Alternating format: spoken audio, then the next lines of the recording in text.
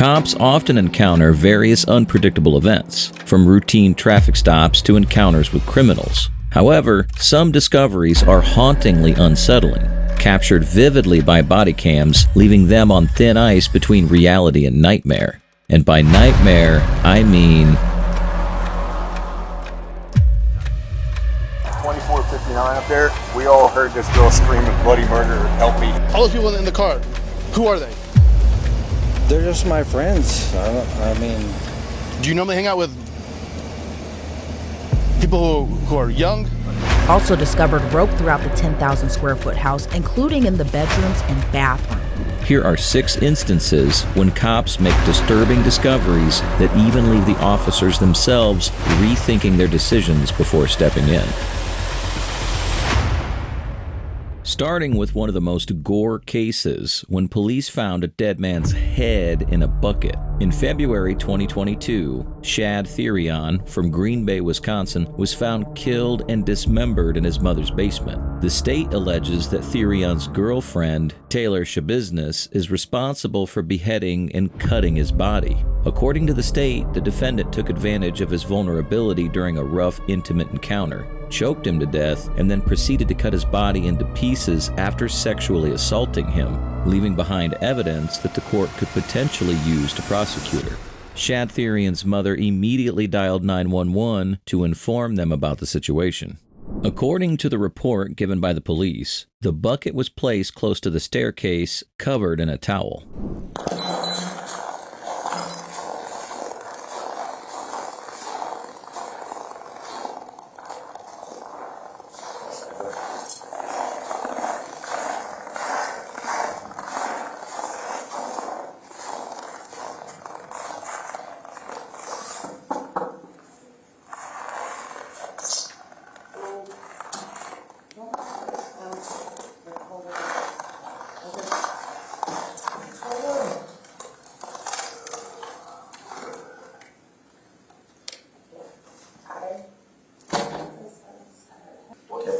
Do you want to stay with those two? I'll just go see it.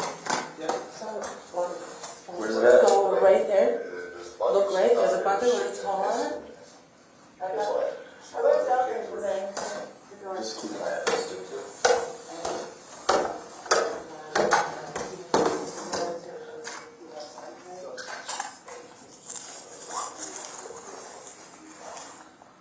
While the cops showed up to the scene and went around to inspect, one of the officers stayed with the couple. As the cop found a severed human head inside the bucket, he called for the second officer to affirm the crime. The consternation and disgust were evident on their faces.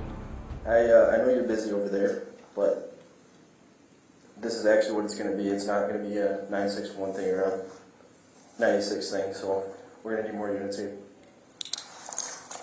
No for right now.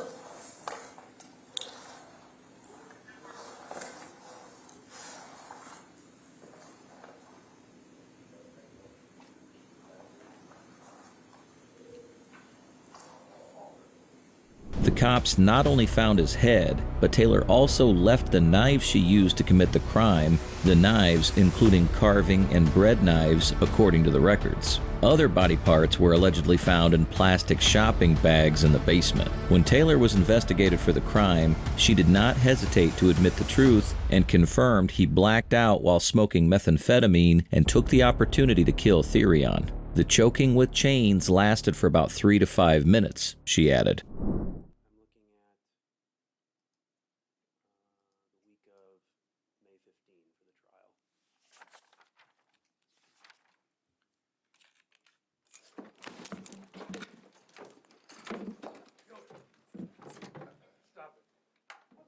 Stop it.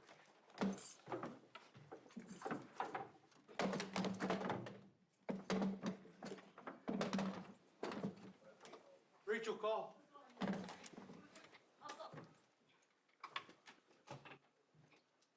Is they bringing 7 in?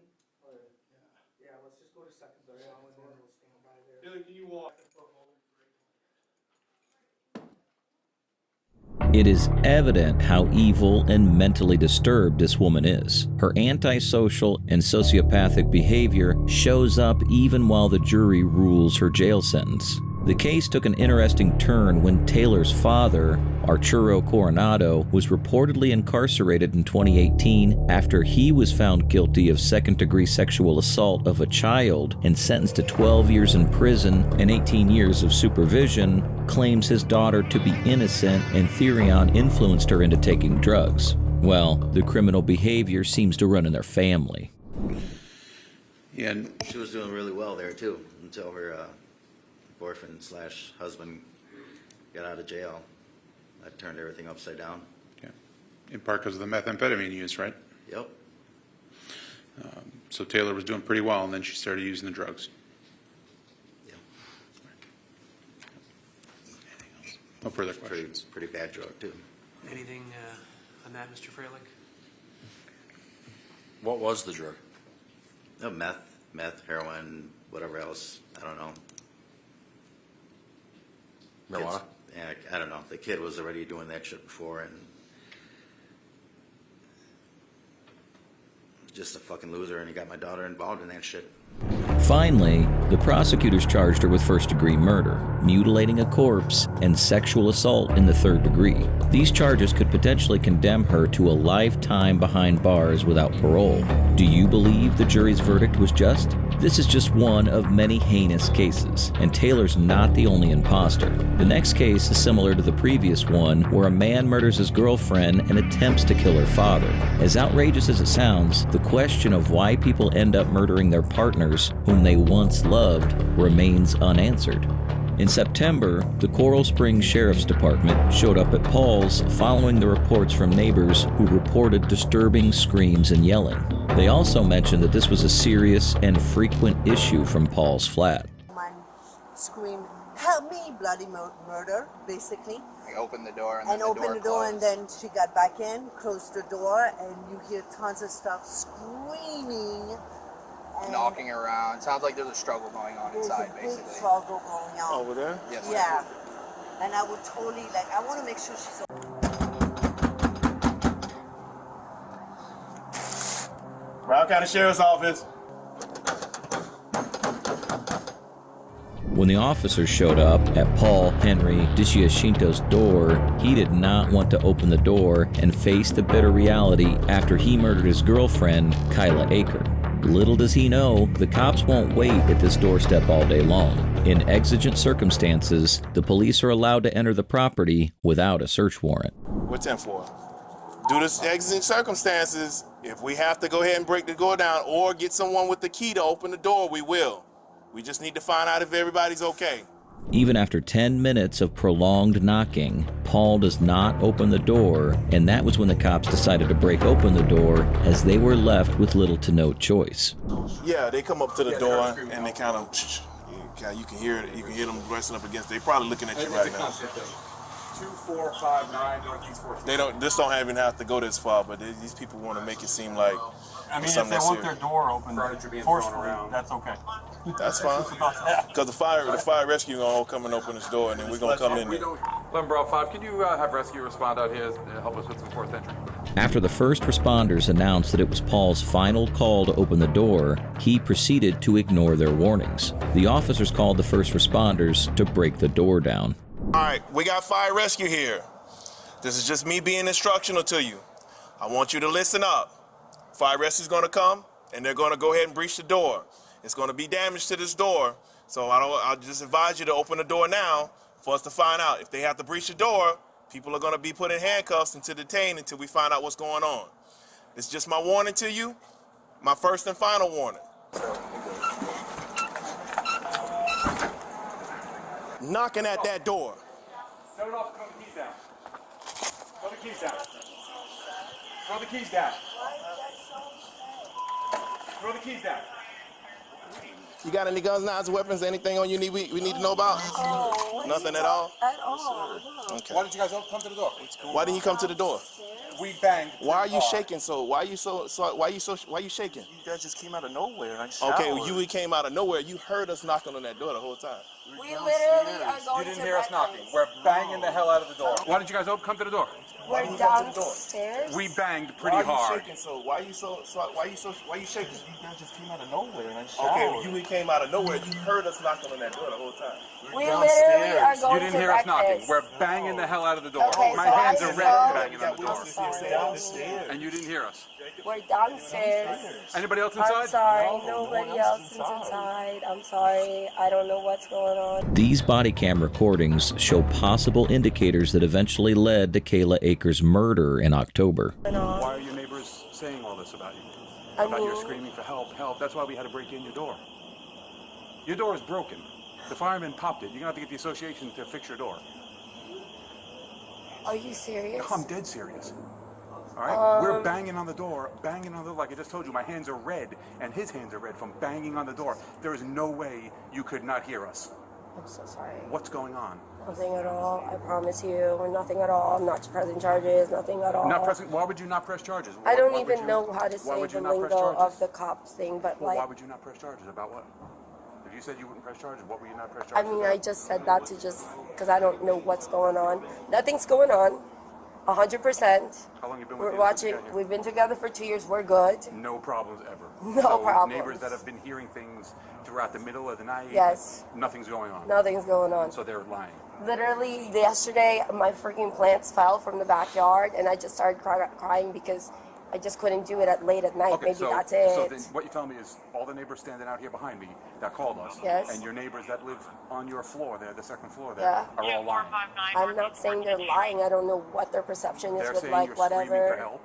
Okay. All right, and the fact that we're banging and banging and banging, and once we get in, you guys try to pull away. Because we're not. I didn't really hear you like downstairs. Were you guys sitting in the garage the whole time? We're like sitting in the room. We're about to go get breakfast. And you didn't hear us banging on the door. No. That's Kyla. I find that hard to believe.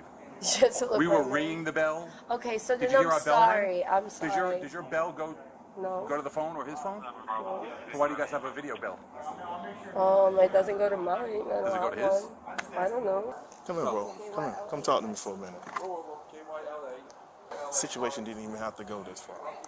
Well, I don't know what's talking about. I get it. I don't know what's You're going shaking on. like it's like. Yeah, because who wouldn't? Not only that, What's you got going on? scratches all over you and stuff like that. What's going on? Talk to me. I have no idea what's You going tell. on. You tell it exactly. I have How we no have idea you? what's How do you going have nothing? What's going on, dude? You coming out of the garage? You're shaking like crazy. You got just scratches all over showered. you. I get I'm it. shaking because all of a sudden someone just blocked So you live here me. with This is someone else? going on. That's by myself. You live here by yourself, or who is she to you? She's my girlfriend. Okay, so who was the other dude that was here? A friend? Okay, so what happened?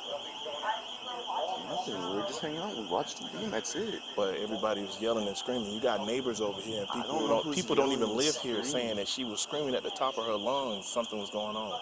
Look, I'm not trying to make a story up. I don't understand what's... And I don't want to make you feel uncomfortable more than what you are in the situation. But the thing is, bro, we're trying to find out. This is more of a life or death situation. I understand. It's called I exigent don't circumstances understand what's on going our on out part. of nowhere. So that's what I'm confused about. So why when we were knocking on the door, I'm you just didn't come to the door? confused. We're downstairs. I'm in the shower. She's watching the show, and then we're Downstairs? Although Kyla vouched for her boyfriend, little did she know that he was going to be the one brutally killing her.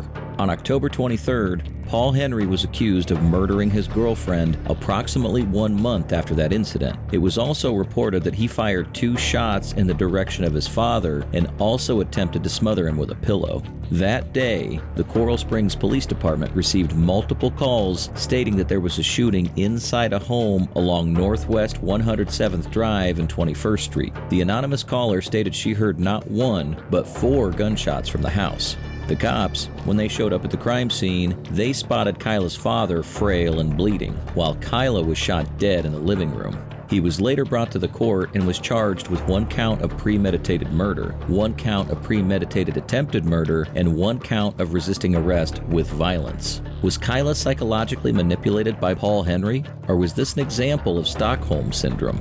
We all know that teens often make bad decisions. I don't mean come at them like that. However, Alexei Treviso's case, a 19-year-old teen, shows how indecisive teens can be.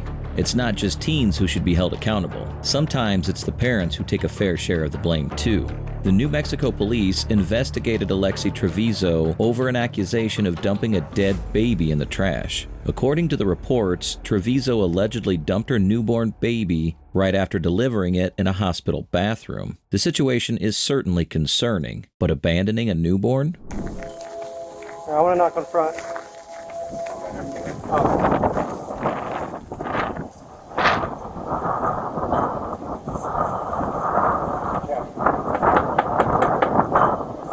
Alexi.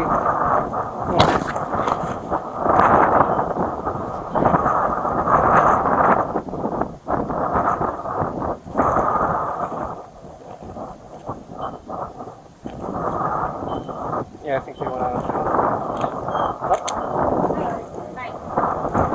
Okay, what's going on? What are we doing? I'll bring her out. Just tell me what's going on. She's going for her arrest. Okay. I will give it to her whenever. Can I see your warrant? She can see the warrant when she gets arrested. This is my house. I have a right to see the warrant. I'm letting you know she has a warrant for her arrest. We don't have a search warrant for your house. We have a warrant for her arrest. Okay, can we see the warrant? Yeah, once we, She gets a copy of it. Can I go up there when you take her up there? You can go to the detention. Do you know where it is? Everything? It's Okay, nowhere. so what is she under arrest for? She's over 18. She's got a copy. I understand that, Right. Detective Gonzalez. Right. What is she under arrest for? She has a warrant for arrest. Okay? For what? That's all I'm going to tell you. Okay? What do you mean that's all you're going to tell me? she's over the age of 18. I understand that, but I have a right to know as well. And we'll tell you that, but we Okay, then let me know now.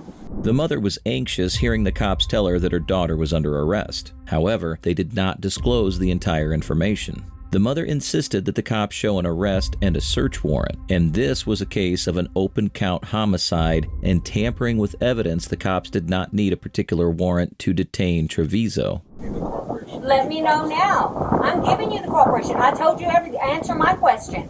What is she under arrest for? Like I said, she's over the age of 18. Like, that we can't relinquish that information. But if you bring her out here, we'll tell you. What is she under arrest If you bring her out here, for? we'll tell you right in front. No, I'm not bringing her out here yet. Let me know what she's under arrest She's going to for. get arrested regardless. I mean, I don't know why you're For what? For what?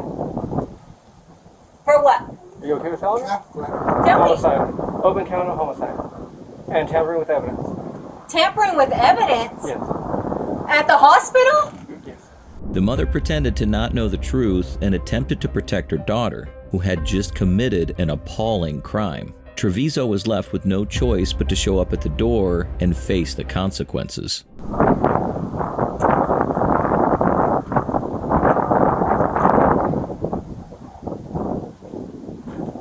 I have a right to see a warrant. It doesn't matter if she's over the age of 18. This is my house. You have a right. You have to show me that warrant. If we were searching her house. Even if she's under arrest, you have to show me the It's warrant. up to her to show us. Sarah, this is Rodriguez. Hey, I have the detectives here. They want to arrest my daughter. They're saying they have a warrant, but they can't show me a warrant for her arrest. We're not going to be rough with her or anything. We're just going to take her over there and book her. Please don't be rough with her, please. Just bring her out. You can be with her the entire time. Okay? Do you know where the public safety complex is? 3300 West Main?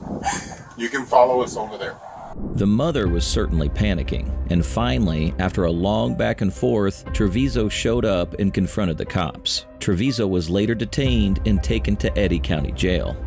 Alexi, do you know your date of birth? Yes. Okay. 11/25/03. Yeah. Do you have to walk her all the way over there? Can you bring your car up there? Please. It's up to you. Yeah, That's all. Just please. I'll go get it. Just making sure you're doing... Just grab me a little. Okay. And just nothing sharp, no flammables, nothing sharp, okay? Okay, they're going to check it when you get over there, okay? Okay. Okay, we'll check those when you... Same thing, okay? They're going to check all that when you get over there, okay? Thank you.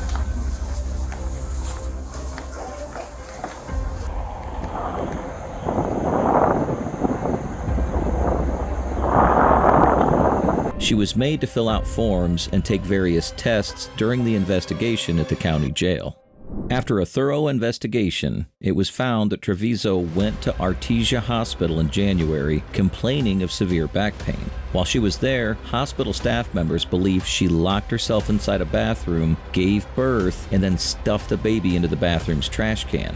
When the baby was later found in the trash bag, the baby was already dead due to suffocation. This, according to the medical examiner, was classified as a homicide, and it was certainly not a stillbirth, as the baby boy had air filled in his lungs. After 4 months of inquiry, Treviso was arrested and charged with first-degree murder, child abuse, and tampering with evidence. Treviso was booked on May 10 and released after posting a $100,000 bond on May 16. Do you think the mother should have also been charged with obstruction of justice?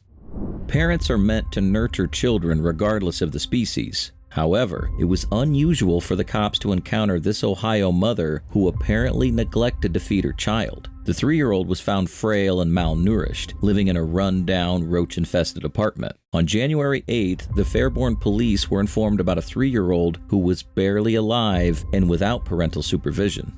The cops found the baby snuggled in the corner of the room, covered in bedbug bites and weighing only 16 pounds, which is approximately 7.2 kilograms. The cops initially assumed the baby was dead when they walked in there. The cops said animal feces, rodents, cockroaches, insects, and flies were found all over the apartment. The carpets and furniture were also stained. It is highly horrifying how parents give birth to children knowing their living conditions. It blatantly shows how irresponsible some parents are.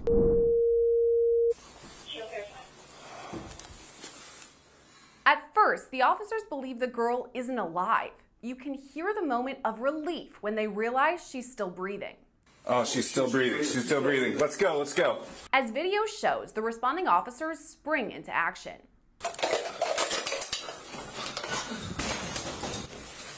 She's still breathing. Get a light.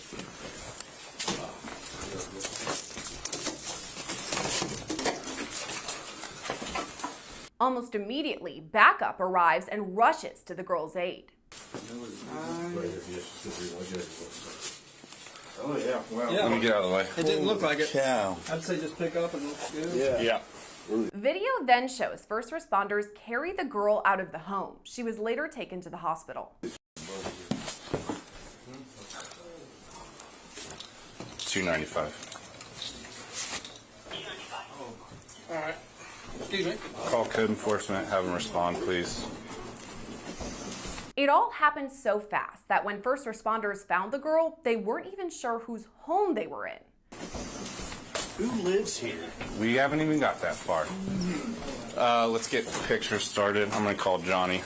As soon as the baby was found responsive and rushed to the hospital for immediate treatment, the police began investigating the mother, Rabia Mubalai. What do you want? Just sit down. You can have a seat in the back of the... Yeah, we're gonna have. You can have a seat in the back of my car. Are you guys taking me? What's that? Are you guys taking me? Yeah, we are. So Can I give my stuff to him then, please? I'll take care of that. Let's walk in the front of my car. All right. Okay, just right here is good. If you want to face my car, your sweats. Okay, perfect. 322. All right. Go ahead and put your palms together behind your back. 322. Tell me how to say your name. Rabia. Okay, Rabia, my name is Ryan Whitaker. I'm a detective, and I am the detective that's going to be handling this case. You can call me more? I'm sorry? So you can call me more? I can't. It's going to be a little bit, so right... She was detained and was asked further questions regarding the situation. Rabia Mubalai was later arrested for 1 count of felony assault and child endangerment. Mubalai is currently undergoing mental health evaluations. The next case is shockingly dreadful and disturbing. Imagine a rapist who was caught red-handed with multiple underage kids in his car and was found with his pants unzipped. Jeremy Guthrie, a 41-year-old man, was seen in this disturbing case. On July 5, 2022, the cops found Guthrie speeding across multiple lanes on the highway in Albuquerque, New Mexico. The cops stopped Jeremy Guthrie to investigate as he was driving erratically. However, as the cop took a peek inside the car, he shockingly found a bunch of kids. That just made the situation fishy. Why does a grown man have so many kids in his car? When the cop asked for Guthrie's ID, he was hesitant initially and couldn't answer the question straight. He sounded drunk. I didn't say, I don't think so. I'm just saying I thought you were going to crash. The first responder then comments on the 6 children inside the vehicle. Officials later confirmed the kids were between 13 and 14 years old. Okay, and then you have a bunch of kids in the car. How many kids? You have 1, 2, 3, 4, 5, 6. Who are these kids to you? Next, Guthrie offers a strange response, saying the kids are his friends and that one girl is over 18. This is my friend. That's your friend? Yeah. How old is your friend? 18. That girl's not 18? Huh? That girl's not 18? Yeah. No, she's not.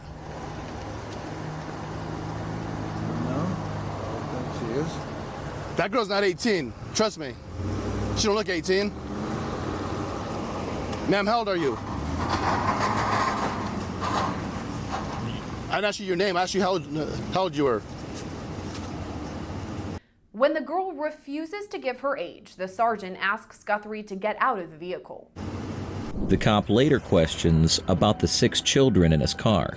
Guthrie started to panic and refused to answer and gave an outrageous answer saying they were his friends and that the little girl in the passenger seat was 18 years old. His awkward answers and frantic behaviors were clear signs that he was dishonest.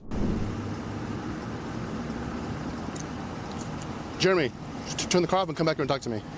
All right. Let me see the keys. Thank you. Come on out.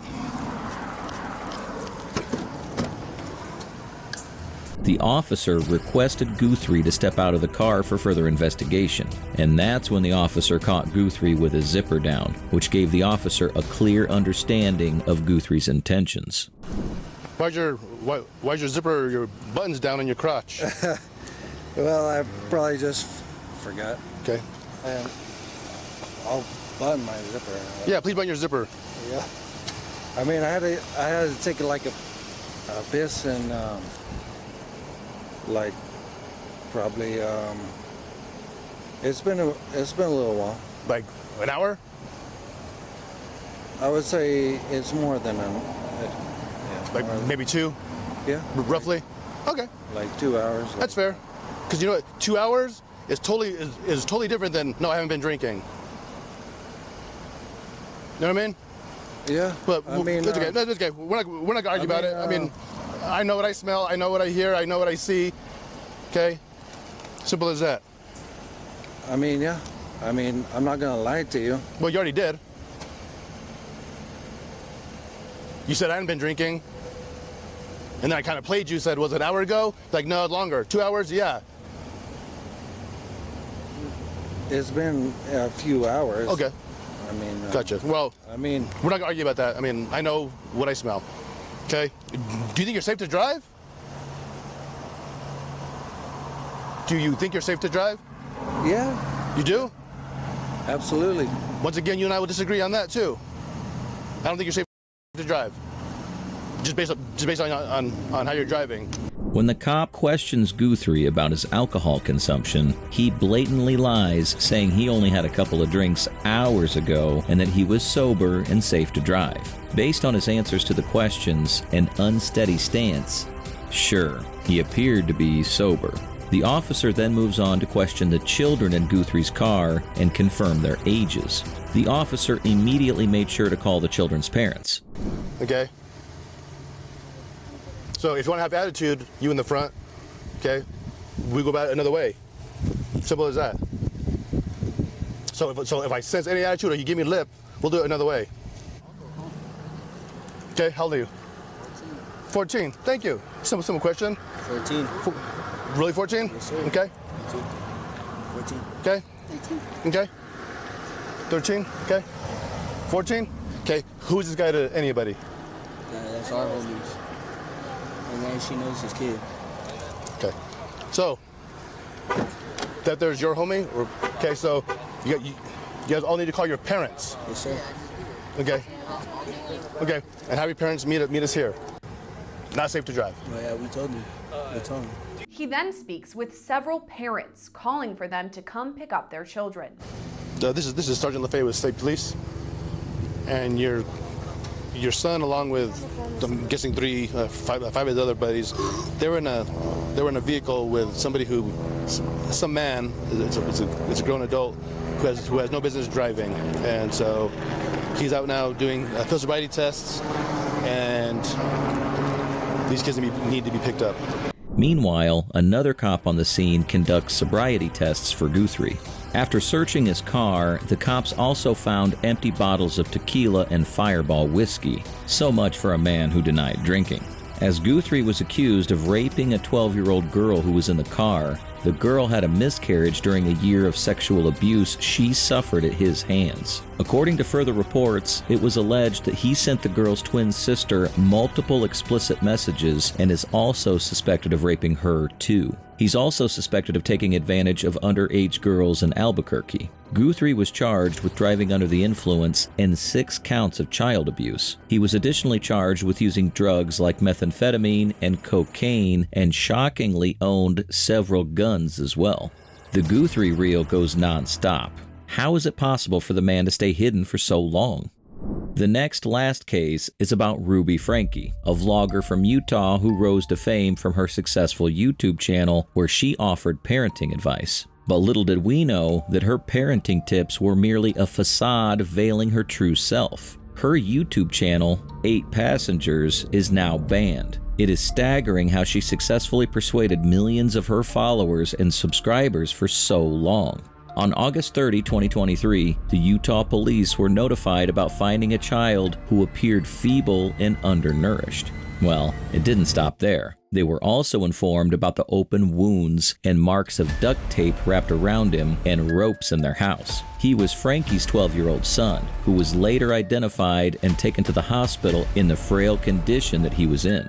According to the reports, Franke's son was kept at her business and podcast partner Jody Hildebrandt's house. The boy later climbed out of the window to a neighbor seeking help. But that's not the only thing the police found out. They also searched a home nearby, only to find out that they had kept Franke's 10-year-old daughter, who was also found in a similar condition. Jody was no ordinary. Back in 2007, Jody allegedly established a life coaching service called Connections, although it appeared to be like an institute that followed the holy principles of Christianity. However, according to her former clients, Connections was more like a cult-like program. Yep, she was that weird. It's shocking how it took hours for professionals to get the child to move. This shows how badly Franke and Jody have manipulated and brainwashed them. Accusations of her don't end there. Franke's neighbor who lived near the Franke family had apparently noticed certain red flags. Upon asking the neighbor about what they noticed, they replied, "I think we saw some weird things." But unexpectedly, the neighbors were unaware of Franke's real actions and were in total disbelief when they heard about how the children were being physically abused. All of the accusations against Franke appear to be solid pieces of evidence for the cops to take adequate action against her, which they immediately did. Franke and Jody were immediately arrested for aggravated child abuse. Well, the story doesn't end there. Things are about to take a wild turn. Nearly a week after their arrests, Franke and Jody were charged with not 1 or 2, but 6 counts of felony child abuse. According to the reports, Franke has pleaded guilty, and Jody has also taken a similar plea and put up a good show by playing sentimental. We all know that's merely a fake portrayal. However sentimental and regretful she might display herself, the judge took a chance to speak up for the children and her scandalous actions and sentenced her to prison. According to one of the reports, Franke's elder daughter attempted to call the cops multiple times regarding her mother's behavior, but her calls were apparently ignored by the authorities. This raises concerns about the department's negligence. Perhaps if they had responded promptly, Franke could have been arrested much sooner. Finally, Ruby Franke and Jody Hildebrandt were charged with 6 felony cases of child abuse. Each count carries a sentence of 1 to 15 years in prison and a fine of up to $10,000. The judge strictly denied their bail due to the severity of the kids' injuries. Ruby's husband, Kevin, has informed that he had no part in the abuse through his attorney. Kevin, Frankie Ruby's husband, is now in charge of the 6 children and also says that the children and the family will be his #1 priority.